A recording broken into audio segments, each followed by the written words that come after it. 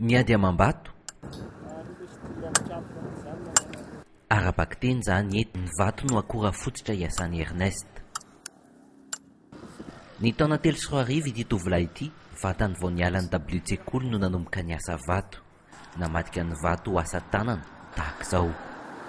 Nianarana io zany ka, nianarana tena nianarana, mbola misy mampianatra zany zay.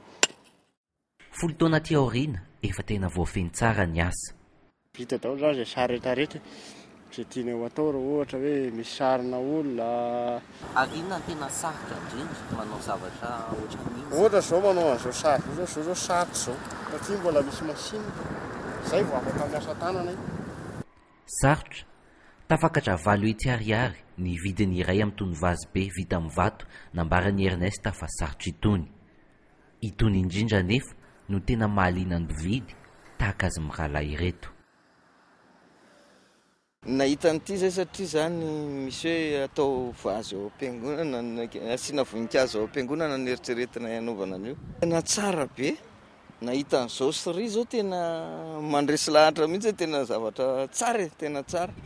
Tsy mba hoe kitoto fa tena zavatra tsara be le.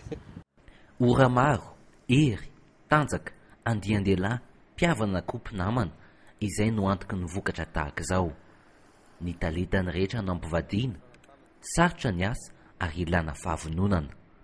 Sarotsarotra ka, na ny enao mibatana io ary mety hanomandrika ny aina izy io raha ngezangeza. Mila samy ankizy vonona zany, fa tsy sahalan'ny hoe hazo le izy dia ohatra ny anina, fa raha vato kely ohatran'ny ity jerevantsika ity ary ka mianjera amin'olona kare mamony. Fa na izany ary mahavelona ihany ny asa. Izy aloha mahavelona ihany, mahavelona fa tsy hoe ihany. Ankoatran'ny eto, any amin'ny kariera ny ekipa sasany mifantana ny vato tsara anaovana ny asa. Madiva ilentika ny masoandro,